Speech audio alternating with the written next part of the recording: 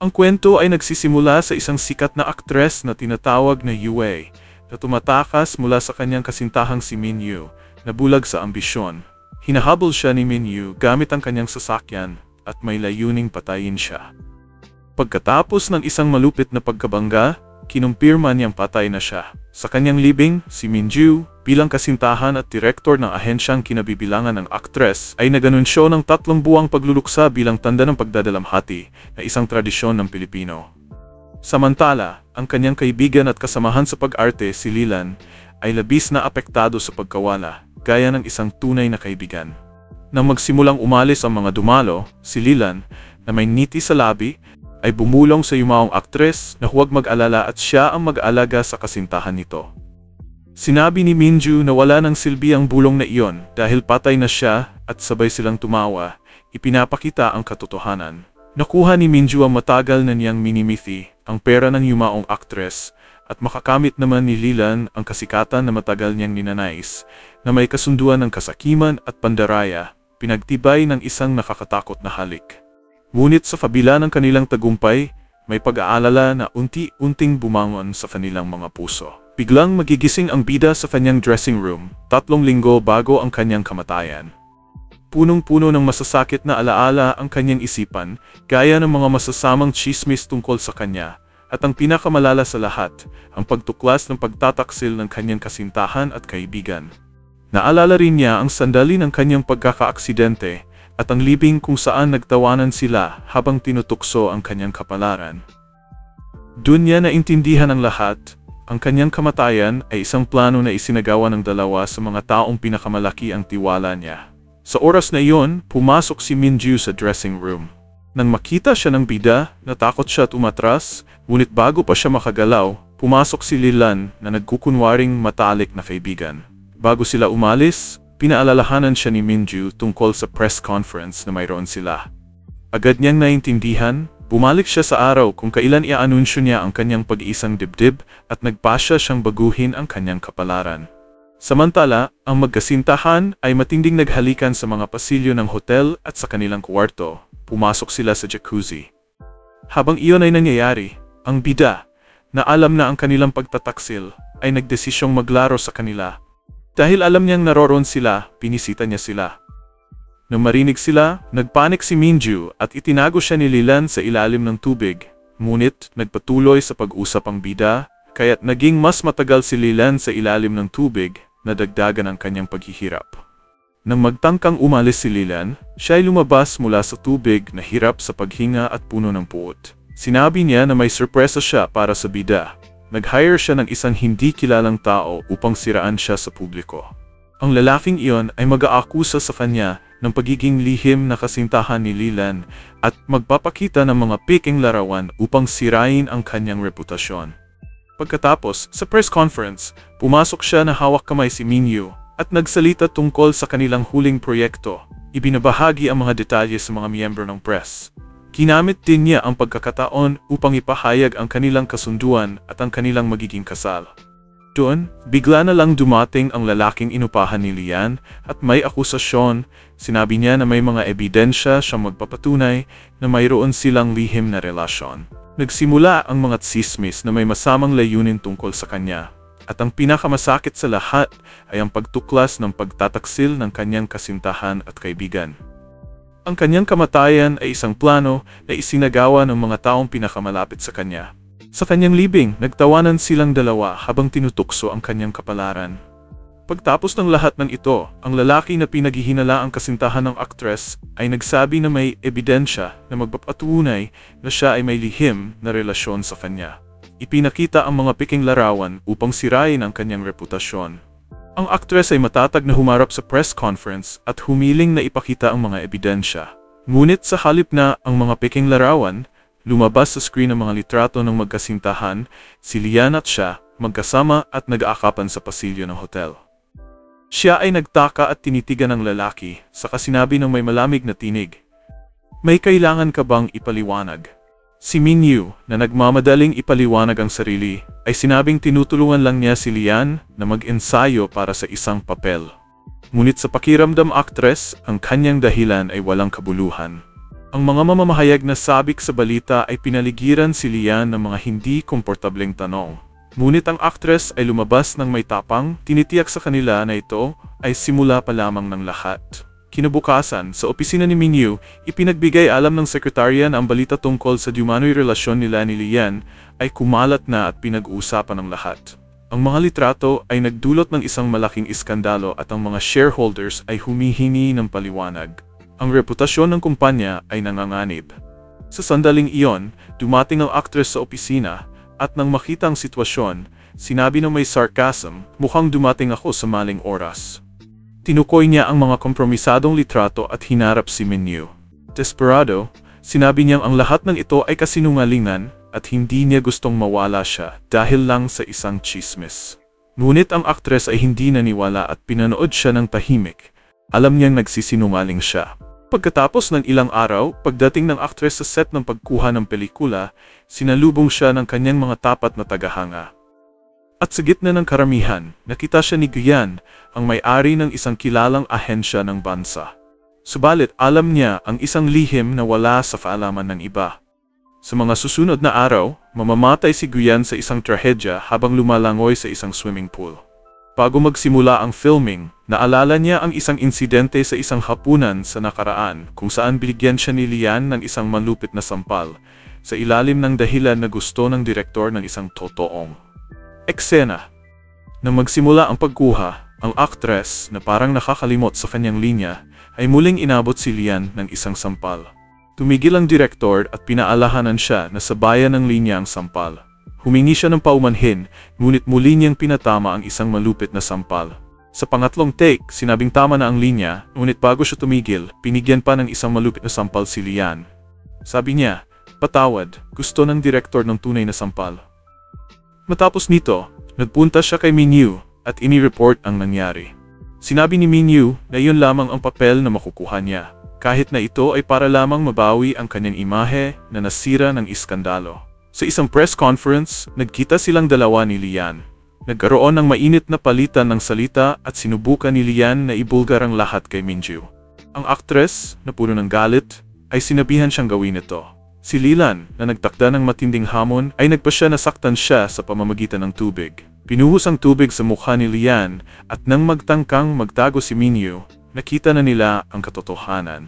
Nagpunta si Lian kay Min Yu upang magsumbong. Nagsabi siyang siya ay tinatakot. Ngunit hindi naniwala si Min Yu dahil sa tingin niya, masyadong inosente ang aktres para gawin ang ganoon. Pagdating niya sa apartment, nakita niya mga sapatos ni Lian sa pintuan. Sa loob ng banyo, si Lian at si Lian ay nag-uusap at nang humingi si Lian ng kondom, nagtakda ng pagkagulo. Ngunit si Min Yu ay natagpuan siya at nagsimula na ang lahat ng mga manipulations.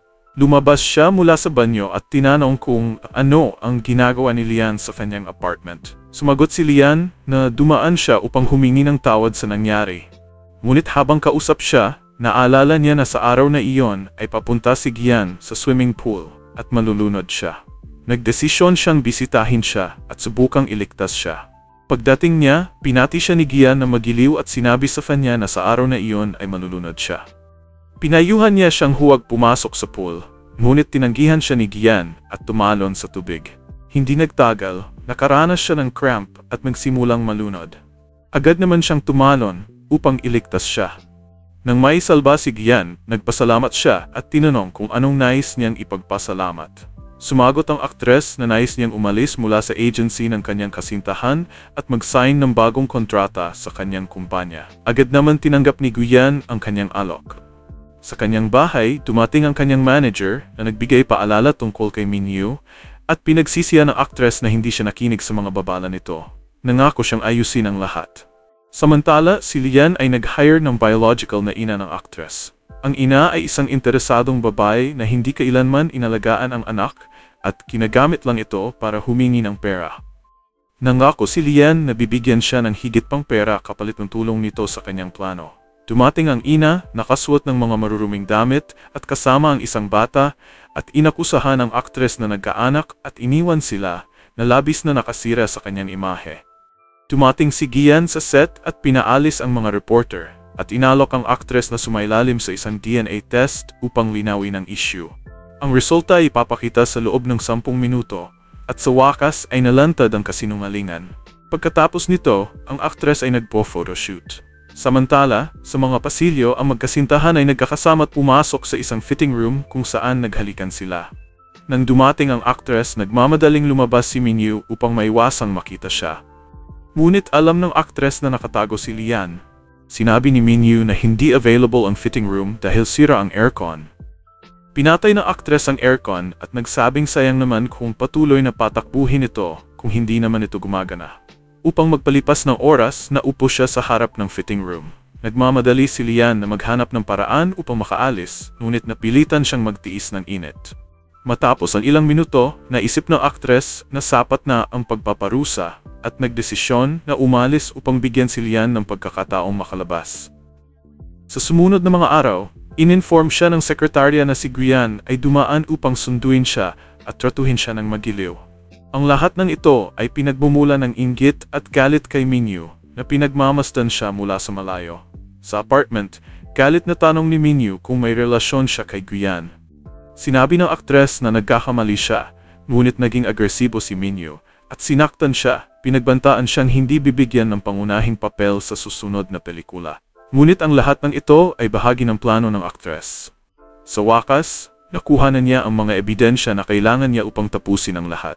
Nagpunta siya kay Guyan upang magtipon ng lakas, at si Guyan, na nag-aalala, ay nagsabi na kung alam niyang magiging agresibo si Minyu, ay sana siya na lang ang nag-accompany sa actress. Sa isang press conference, inihayag ang mga protagonista ng susunod na pelikula at nilapitan siya ng actress. May ngiti sa mukha, sinabi niya kay Lian, "Guess what I have on my neck?" Pinuksan ni Lian ang kanyang scarf at tinanggal ito upang ipakita ang mga pasa mula sa pananakit ni Minyu. Nagmamadali ang mga reporter na tanungin siya kung minamaltusya siya ni Minyu. Habang kinakabahan, pinilit niyang sagutin ng tama. Ngunit sa eksaktong oras, lumabas ang video kung saan makikita si Minyu na inaabuso siya at ang eksena kung saan naghalikan sila ni Lian sa fitting room. Sa gitna ng gulo, nagdesisyon ang aktres na tapusin na ang kanilang relasyon. Galit na galit. Nagalit si Minyu at naging marahas, ngunit dumating si Guyan upang iligtas ang aktres. Pagkatapos, nakita natin si Minyu na pumunta sa kanyang agency, kung saan naghihintay na siya. Sinubukan ng aktres na magpaliwanag, ngunit mas concerned siya kay Minyu sa iskandalo at mga epekto nito sa pelikula. Alam niyang maaring mag-withdraw ang mga investors. Samantala, tinala ni Guyan ang aktres sa kanyang apartment upang magpahinga ng tahimik hanggang sa humupa ang sitwasyon. Ngunit matigas ang aktres at determinado pa ring sirain si Minyu. Sa sumunod na araw, nakipagkita si Guyan sa isang investor at nagkaroon ng hindi komportabling sitwasyon. Nagpunta si Lilan sa banyo kung saan nakatagpo siya ng aktres. Pinayuhan siya ng aktres na si Minyu ay gagamitin ang mga babaeng modelo mula sa kanyang agency upang kumbinsihin ang mga investor. Pinili ni Lilan na huwag paniwalaan ito, ngunit pagkatapos ng ilang oras nang bumalik siya, sinabi niyang nakita siya ni Minyu at pinuntahan ito. Habang sila ay nag-away, dumating si Guyan upang magligtas sa aktres. Samantala, si Lian ay nahirapan. Ang investor ay naglagay ng droga sa kanyang inumin at ginamit siya. Pagkatapos ng ilang oras, naabutan siya ng aktres na natutulog, kaya ginising siya ng tubig sa mukha. Inamin ng aktres ang nangyari, ngunit hindi naniniwala si Lilan. Upang patunayan ang kanyang sinasabi, ipinakita ng aktres ang isang recorder na nakalagay sa ilalim ng mesa, kung saan maririnig ang pag-usap ni Minyu at ng investor. Umalis si Lilan upang magtago sa banyo, pakiramdam na nadungisan siya at tinraidoran. Pagdating ni Minyu, sinubukan niyang magbati, ngunit tinanggihan siya ng aktres at tinamaan siya ng tubig sa mukha. Sinabi niya na dapat na lang siyang mag-aktres at mas bagay siya sa isang maruming karakter. Nagalit si Minyu at nagbanta, ngunit tinanggihan siya ng aktres at nagbiro na siya ay tapos na. Sa mga sandaling iyon, dumating si Guyan at tinanong kung natapos na ang kanyang meeting. Sumagot siya ng oo, ngunit tinakot siya ni Minyu tungkol sa kanyang kontrata, kaya't binigyan niya ito ng isang malakas na sampal. Sinabi niyang sapat na ang perang nakuha niya mula sa mga maruruming kontrata nito. Galit na sinubukan ni Minyu na saktan siya, ngunit pinigilan siya ni Guyan. Sinabi niyang mula ngayon, siya ay kabilang na sa kanyang agency at lahat ng problema ay haharapin nila direkta sa kanilang legal na departamento. Sa ibang lugar, tinrato ni Min Yu na malupit si Lilan dahil sa nangyari. Tinawag niya itong tanga at kahit sa mga pang-abuso, hindi niya tinanggap ang kanyang pagkatalo. Patuloy niyang sinisi ang aktres para sa lahat ng nangyayari. Samantala, ang aktres ay pinahirapan ng mga bangungot. Pagising ni Gian, pinakalma siya at binigyan ng tubig. Tiniyak niyang ligtas siya at ipaglalaban siya. Nagduda siya at tinanong kung may nararamdaman si Gian, ngunit tahimik lamang ito. Kinabukasan, nagpunta si Gian sa isang business meeting at nakita siya ni Lian. Tinanong niya ang receptionist kung saan siya pupunta. Gamit ang kanyang kasinungalingan, pumasok siya at ginamit ang papel ng biktima. Ngunit pinakita ni Gian na hindi siya magiging biktima ng kanyang mga plano. Nang oras na iyon, tumanggap siya ng tawag na ang aktres ay nakidnap. Nagalit siya at tinanong kung may alam si Lian, ngunit tinanggi ito na parang ipinapahiwatig na si Min Yu ang may gawa. Nang hindi magatubiling, dumiretso si Gian upang harapin si Min Yu, ngunit tinanggi nitong may kinalaman siya. Doon niya naisip na niloko siya ni Lian. Pinapagalitan siya nito habang siya ay inaabala at habang ito ay nangyayari, ang aktres ay nakakulong sa isang carousel. Lian, na nawalan na ng bait, nagsabi na plano niyang sirain ang mukha ng aktres at palitan siya. Habang nagsasalita, nagkaroon ng pagkakataon ng aktres na makawala at itinulak si Lian na naging sanhi upang siya ay mawala ng malay. Pagkatapos, ginamit ng aktres ang pagkataon na itali si Lian. Dumating si Gian at niyakap ang aktres, sinabi niyang nag-alala siya para sa kanya.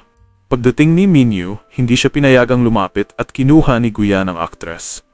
Galit na galit, humingi ng tulong si Lian kay Gian na layuan na siya at tapusin ang kanilang relasyon. Sa kanyang gulat, tinanggap ni Lian ang pagkatalo at nagdesisyon na umalis. Pagkatapos nito, naging mas mahirap ang sitwasyon ni Min Yu. Ang huling investor na pinakipag-usap sa kanya ay nagdesisyon na iwan siya. Desperado, nakatagpo siya ng ibang investor at inaalok siya ng ilang promising na proyekto. Ngunit tinanggihan siya ng investor dahil alam niyang may problema ang kumpanya at tanging mga mangmang lang ang mag-i-invest sa ganoong sitwasyon. Sa sumunod na sandali, dumating si Gian na may meeting sa parehong investor. Galit na galit si Min Yu at inakusahan si Gian ng panghimasok sa kanyang negosyo. Ngunit nang magsimula na ang tensyon, umakto ang aktres upang paghiwalayin sila at minura siya ni Min Yu. Tinawag siyang promiscuous. Hindi pinayagan ng aktres na magpatuloy ang pang-insulto at determinado niyang binigyan si Min Yu ng isang malakas na sampal. Sinabi niyang hindi na siya magpapahintulot na patuloy na mainsulto. Pag-uwi sa bahay, sinabi ni Gian na na-impress siya dahil hindi niya inaasahan na gagawin niya iyon sa publiko. Sumagot ang aktres na simula nang siya ay nasa tabi niya, naramdaman niyang mas malakas siya. Nagkaroon ng pagkakataon si Gian na lumapit at halikan siya. Ngunit numiti siya ng may pagkakilig, tinatangkilik ang sitwasyon. Paglabas nila, hinarap siya ni Min Yu at binigyan siya ng malakas na suntok na nagdulot sa kanya upang mawala ng malay.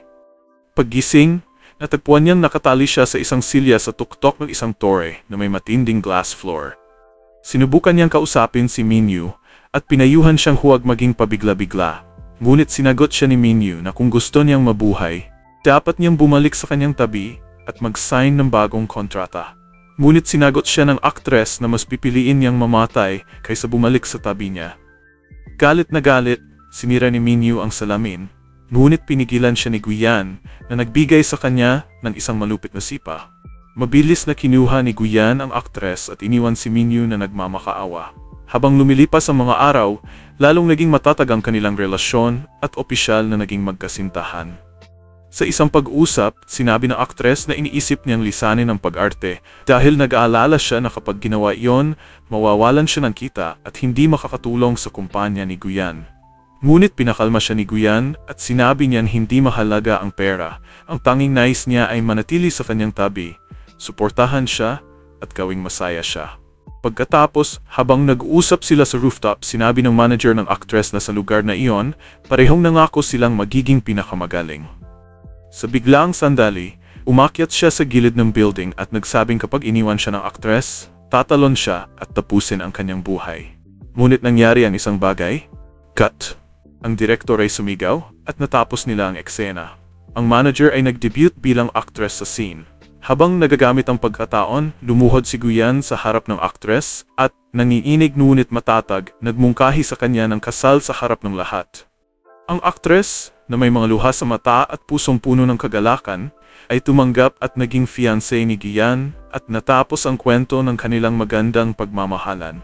Maraming salamat sa panonood ng video. Kung ikaw ay bago, inaanyayahan kita na mag-subscribe at huwag kalimutan i-activate ang notifications. Dito sa channel, marami pang ibang video na tiyak na magugustuhan mo. Mag-subscribe na at mag-enjoy sa aming mga kwento.